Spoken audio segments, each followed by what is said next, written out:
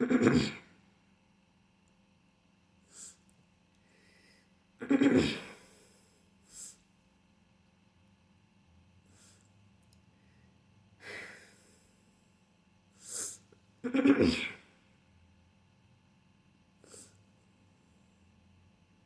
abusive ex has been spreading lies about me, I'm sure, so I'm spreading the truth a little further.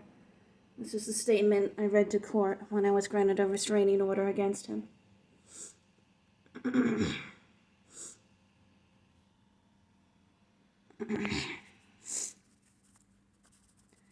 I have a psychology degree and a degree in clinical mental health counseling. My abusive father molested me when I was about 5 years old. I was too young to understand what was happening. I know a child that young loves their parents unconditionally, no matter what. A child's mind can't fathom the possibility of a parent being abusive. Your mind tells you this is what love is.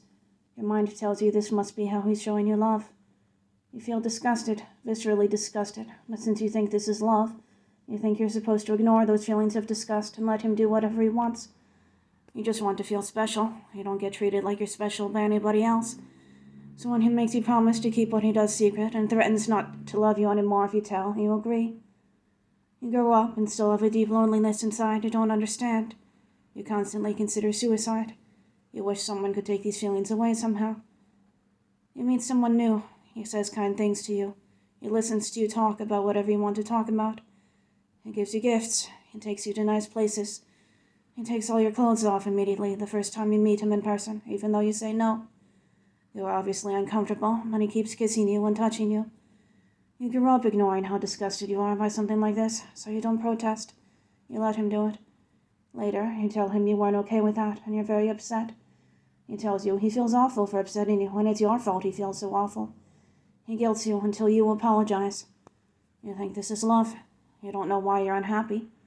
It's only been a year, and he asks you to marry him. You say yes. Getting married is so exciting. It's exciting to feel special. After you're married, it becomes a different person. You're so happy to be married, you don't understand why he gets so angry. You wonder what you did wrong. It's your first serious relationship. You assume this is a normal part of adjusting to married life. When he starts to criticize you until you cry. When he insists you go wherever he wants you to go. When he insists you never help him out with the chores enough, no matter how hard you try. When he insists you have sex whenever he wants to. When he insists you come to bed even if you don't want to, and you say you don't want to, so he grabs you and forces you to follow him. You cry and scream and say this isn't right, and you'll tell his parents about this. He says, don't you dare, so you hide the bruises. You say you're worried about him and your relationship and beg him to go to therapy with you. He says no. He says he has no problems. But he tells you need therapy. He insists you have problems. You agree and think this must be why you're starting to feel so suicidal again. You go to a new therapist who really helps you process your trauma. You realize your father molested you. You realize your husband is exactly like your father. You just had fertility treatment. You're terrified and would not want to bring a child into this. You think about leaving, but you don't know where to go. You had built a support system, but he moved you away from it. You said it was so he could make more money, so he can take care of you and the children you want to have. When you realize your father molested you, you tell him about it, because you tell him everything. You tell him you want to seek justice. He tells you it's not worth it. He tells you it's so stressful to bring a case like that to trial, he doesn't think you could handle it. He says he wants you and starts having sex with you without asking. He says he knows you're going through a lot, but he doesn't want to ruin the intimacy that you have. You're suddenly so disgusted, your body screams at you to hit him, but all you can do is freeze as he does whatever he wants to you. You tell him about the disgust afterwards. He says it's just the trauma triggers, and he didn't mean to trigger you. He tells you to talk to your therapist about it. He has a knife in every room, a rifle in the office, and chef's knives he sharpens with whetstones. You're sitting on the couch after texting your friends, begging them to get you out of here. He knows you're planning something. He looks right at you as he sharpens one of his knives.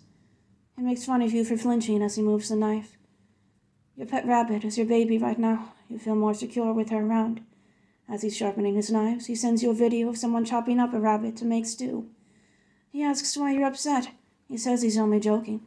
He says he's only teasing when he calls you retarded. You say you'll leave if he doesn't finally get therapy. He asks how you could say such a thing after all he's done for you. As he backs you into a corner, he says you've never really seen him angry, and if you did, you wouldn't like it. He says you leaving would make him really angry. You are afraid, but you know you need to leave while he's at work without saying a word. You know he might kill you if he finds out.